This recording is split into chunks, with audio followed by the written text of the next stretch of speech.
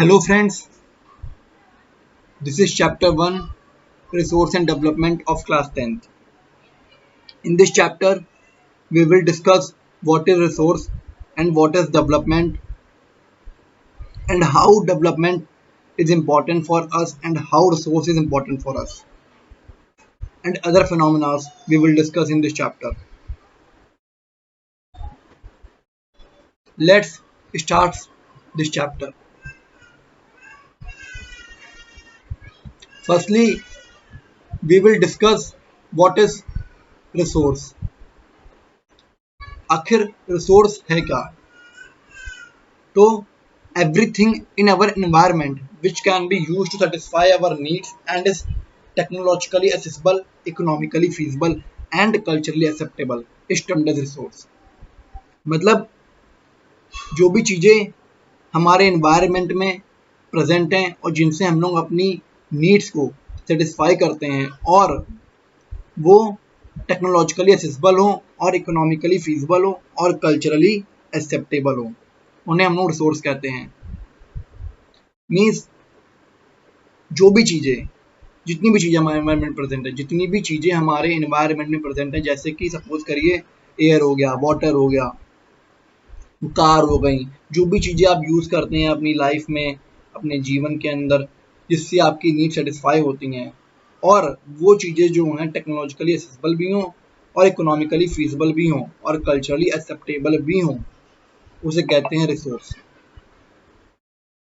Clear है? अब बात करते हैं आगे डेवलपमेंट ऑफ रिसोर्स की. अगर इसकी बात करें तो रिसोर्स जो हैं, resources have been used by human beings indiscriminately and this had led to the following major problems. resources जो हैं, जो हमारे जो हम लोग हैं, resources को बहुत ही indiscriminate तरीके से यूज़ करे जा रहे हैं. इस चक्कर में क्या हो रहा है, कई सारी मेजर प्रॉब्लम्स क्रिएट हो रही हैं. पहली मेजर प्रॉब्लम क्या क्रिएट हो रही है कि रिसोर्सेज का डिप्लीशन हो रहा है. Depletion of resources to satisfy the greed of a few individuals. Means कि कुछ लालची लोगों की नीड्स को फुलफिल करने के लिए रिसोर्सेज को डिप्लीट करना, वो है हमारा पहला कारण. दूसरा कारण क्या है? accumulation of resources in a few hands which is turn divided the society into two segments, that is rich and poor. Resources का अकोमिलेशन करना कुछ ही हाथों में, रिसोर्सेज जो है कुछ ही हाथों में दे देना, मतलब रिसोर्सेज को डिवाइड ना करना सोसाइटी के अंदर. इस चक्कर में क्या हो रहा है, सोसाइटी जो हो रही है हमारी वो डिवाइड हो रही है दो सेगमेंट्स के अंदर, एक रिच और एक पुअर. और जब हमारा ये अकोमिलेशन हो रहा है और ये डिप्लीशन हो रहा है रिसोर्सेज का, इस चक्कर में क्या हो रहा है, ग्लोबल इकोलॉजिकल क्राइसिस आ रही है, जैसे कि हमारी ग्लोबल वार्मिंग हो गई, ओजोन लेयर का डिप्लीशन हो गया, एनवायरमेंटल पॉल्यूशन हो गया, लैंड डिग्रेडेशन हो गया. मतलब लैंड अपनी फर्टिलिटी को लूज कर रहा है, एनवायरमेंटल पॉल्यूशन आ रहा है काफ़ी ज़्यादा, ग्लोबल वार्मिंग बढ़ती जा रही है, दिन पे दिन टेम्परेचर राइज हो रहा है, ओजोन लेयर डिप्लीट हो रही है हमारी. ठीक है. Next we will discuss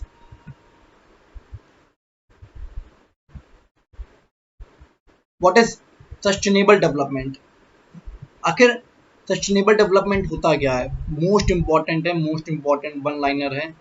sustainable economic development means development should take place without damaging the environment and development in the present should not compromise with the needs of future generation. इसका मतलब क्या है? इसका मतलब ये है कि डेवलपमेंट तो होना चाहिए, सस्टेनेबल इकोनॉमिक डेवलपमेंट तो मीन्स ये है कि डेवलपमेंट तो होना चाहिए, development should take place, development होना चाहिए बट हमारे एनवायरनमेंट को बिना डैमेज करे.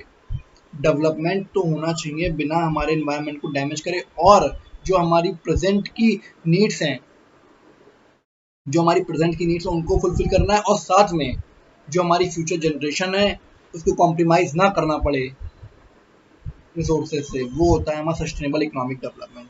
Sustainable economic development means what?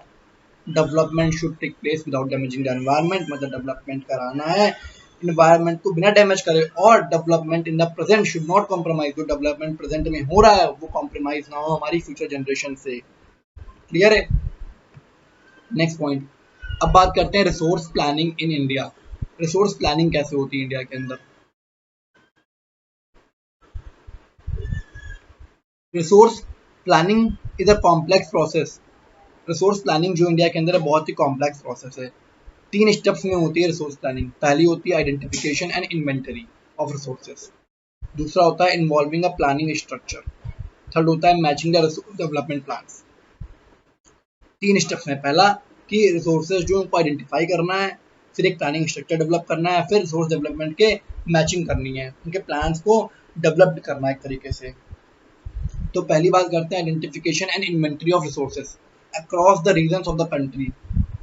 This involves surveying, mapping, qualitative and quantitative estimation and measurement of resources. Identification में क्या करते हैं, आइडेंटिफिकेशन एंड इन्वेंटरी में क्या करते हैं रिसोर्सेज के हम लोग सर्वे करते हैं रिसोर्सेज का, मतलब जगहों का सर्वे करते हैं, मैपिंग करते हैं, क्वालिटेटिव और क्वांटिटेटिव एस्टिमेशन निकालते हैं और मेजरमेंट करते हैं हमारे रिसोर्सेज का। ठीक है। सेकेंड पॉइंट क्या है, evolving a planning structure endured with appropriate technology skills and institutional setup for implementing resource development plans. जो भी हमारे डेवलपमेंटल प्लान्स हैं, जो भी हमारे रिसोर्स डेवलपमेंटल प्लान्स हैं, उनके लिए क्या करते हैं, अप्रोप्रिएट टेक्नोलॉजी को इस्टेब्लिश करते हैं, स्किल्स पर्सन्स जो होते हैं उनको हायर करते हैं और इंस्टीट्यूशनल सेटअप्स करते हैं काहे के लिए, हमारे जो रिसोर्सेज डेवलपमेंट प्लान्स हैं उनको इम्प्लीमेंट कराने के लिए। थर्ड पॉइंट क्या है, matching the resource development plans with overall national development plans. अब जो हमारे रिसोर्स डेवलपमेंट प्लान्स हैं उनको मैच करना है हमारे किसके साथ में, जो हमारे नेशनल डेवलपमेंट प्लान्स हैं, जो हमारे ओवरऑल नेशनल डेवलपमेंट प्लान्स हैं उनसे हमें मैच करना है हमारे रिसोर्स डेवलपमेंटल प्लान्स को। क्लियर है। Now we will discuss what is land resource. Land क्या है, लैंड एक बहुत ही इंपॉर्टेंट हमारा नेचुरल रिसोर्स है। लैंड क्या है, एक नेचुरल रिसोर्स है। ठीक है। और लैंड अपने में ही एक उसकी बहुत ही इंपॉर्टेंस है क्योंकि वो सपोर्ट करता है नेचुरल वेजिटेशन को, वाइल्ड लाइफ को, ह्यूमन लाइफ को, इकोनॉमिक एक्टिविटीज को, ट्रांसपोर्ट को, कम्युनिकेशन सिस्टम्स को। ठीक है। So land is a natural resource of utmost important। It supports natural vegetation, wild life, human life, economic activities, transport and communication systems. Means land जो है बहुत ही इंपॉर्टेंट नेचुरल रिसोर्स है हमारे लिए, क्योंकि लैंड जो होता है वो सपोर्ट करता है नेचुरल वेजिटेशन को। मीन्स प्लांट्स हो गए, ट्रीज हो गए, सारे हमारे कहाँ पे होते हैं, लैंड पे ही होते हैं। वाइल्ड लाइफ हो गया, हमारे जानवर हो गए, सारे सब कहाँ पे हैं, लैंड पे ही है। ह्यूमन लाइफ भी एग्जिस्ट करती है लैंड पे, है ना। अगर लैंड नहीं होगा तो कहाँ रहेंगे ह्यूमंस। इकोनॉमिक एक्टिविटीज, ट्रेड, व्यापार जितना होता है सब कहाँ से होता है, लैंड के थ्रू होता है। ट्रांसपोर्ट हो गया, कम्युनिकेशन हो गया, सब कहाँ पे है, लैंड पे ही। इसलिए लैंड जो है बहुत ही इंपॉर्टेंट हमारे नेचुरल रिसोर्स है। अब इंडिया का जो लैंड है, वो बहुत ही ज़्यादा वैरायटी ऑफ रिलीफ फीचर से घिरा हुआ है, क्योंकि इंडिया पास सभी चीज़ें देखा जाए, माउंटेन्स भी हैं, प्लेट्यूज भी हैं, प्लेन्स भी हैं, आइलैंड्स भी हैं। ठीक है। Now we will discuss land use pattern in India. Land use pattern in India. अब अगर लैंड यूज पैटर्न को पढ़ना है इंडिया के, तो दो तरीके से पढ़ सकते हैं। पहला physical factor, second one human factors. अब डिवाइड कैसे कर रखा है, लैंड यूज पैटर्न कैसा है इंडिया के अंदर। फिजिकल फैक्टर जैसे कि टोपोग्राफी हो गई, क्लाइमेट हो गया, सॉइल टाइप हो गई। मतलब एक एरिया, वहाँ की टोपोग्राफी कैसी है, वहाँ का क्लाइमेट कैसा है, वहाँ का सॉइल कैसा है। जैसे कि अगर राजस्थान वाले एरिया में जाए तो वहाँ क्लाइमेट कैसा मिलेगा, वहाँ टेम्परेचर हाई होगा। सॉइल कौन सी मिलेगी, एरिड सॉइल मिलेगी। टोपोग्राफी कैसी होगी, डेजर्ट एरिया है वहाँ पे, है ना। अब बात करेंगे ह्यूमन फैक्टर्स की। पॉपुलेशन हो गया, डेंसिटी हो गया, टेक्नोलॉजिकल कैपेबिलिटी हो गई, कल्चर हो गया, ट्रेडिशन हो गया, एटसेट्रा। ये सब क्या है, हमारे ह्यूमन फैक्टर्स हैं। Population, density, technological capability, culture, tradition. एक एरिया, वहाँ पे कितनी पॉपुलेशन रह रही है, कितनी डेंसिटी है वहाँ की, और कितनी टेक्नोलॉजिकल कैपेबिलिटी है, और वहाँ का कल्चर ट्रेडिशन कैसा है, वो सब डिफाइन करते हैं वहाँ के लैंड यूज पैटर्न को। ठीक है। Land degradation and conservation methods. Land degradation and conservation methods. अब अगर लैंड डिग्रेड हो रहा है तो उसके पीछे कारण क्या क्या है, कुछ तो कारण रहे होंगे। सबसे बड़ा कारण क्या है लैंड डिग्रेड होने का? ह्यूमंस। हम ही लोग जो है वही सबसे बड़े कारण हैं कि जो लैंड को डिग्रेड कर रहे हैं। ह्यूमन एक्टिविटीज जो है बहुत ज़्यादा इंपॉर्टेंट हैं लैंड डिग्रेडेशन के लिए। अब बात क्या करेंगे कौन कौन सी ह्यूमन एक्टिविटीज हैं जिससे हमारी लैंड डिग्रेड होती है, जैसे कि डिफॉरेस्टेशन। डिफॉरेस्टेशन माने क्या होता है? Cutting down of trees. Cutting down of trees is called deforestation, मतलब पेड़ों को काटना वो होता है डिफॉरेस्टेशन। ओवर ग्रेजिंग करना, ज़्यादा चराना, जो कि कैटल्स वगैरह हैं, शिप्स वगैरह उनको चलाते ज़्यादा हैं, ठीक है। माइनिंग करना, क्वेरिंग करना, ठीक है। ये सब चीज़ें जो हैं बहुत ही सिग्निफिकेंटली कंट्रीब्यूट कर रही हैं लैंड डिग्रेडेशन के अंदर। माइनिंग साइट्स जो हैं, माइनिंग साइट्स जो होती हैं उनको उनको छोड़ देना है ऐसे ही, उनको कवर ना करना प्रॉपर तरीके से, ये क्या होता है, ये हमारी लैंड के लिए ओवर बर्डनिंग हो जाता है। इस वजह से क्या होती है हमारी लैंड क्या होती है, डिग्रेड होती है, ठीक है।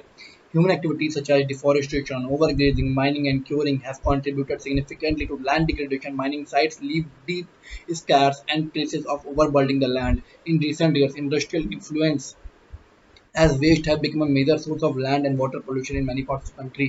अब जो इंडस्ट्रियल वेस्ट है वही बहुत ही इंपॉर्टेंट हमारे लिए रोल प्ले करता है कि वो बहुत ही इंपॉर्टेंट एक टर्म है जिससे कि हमारी लैंड डिग्रेड हो रही है। इंडस्ट्रियल वेस्टेज जो होता है उससे हमारा लैंड बहुत ज़्यादा डिग्रेड होता है और हमारा वाटर पॉल्यूशन बहुत होता है उससे, ठीक है। अब बात करते हैं कुछ इंपॉर्टेंट कंजर्वेशन मेजर्स। कौन कौन से कंजर्वेशन मेजर्स हैं जिसके थ्रू हम लोग अपनी लैंड को सेव कर सकते हैं, लैंड को कंजर्व कर सकते हैं?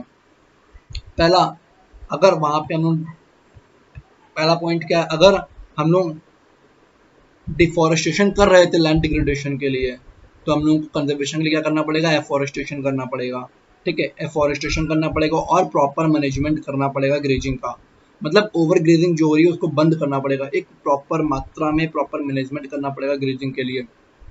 एफॉरेस्टेशन माने क्या है, मोर एंड मोर प्लांट्स को हमें उगाना है, ठीक है। और planting of shelter beds of plants, हमें शेल्टर बैंड्स बनानी है प्लांट्स के लिए। और stabilization of sand dunes by growing thorny bushes, stabilization करना है सैंड ड्यून्स का थॉर्नी बुशेस को ग्रो करके।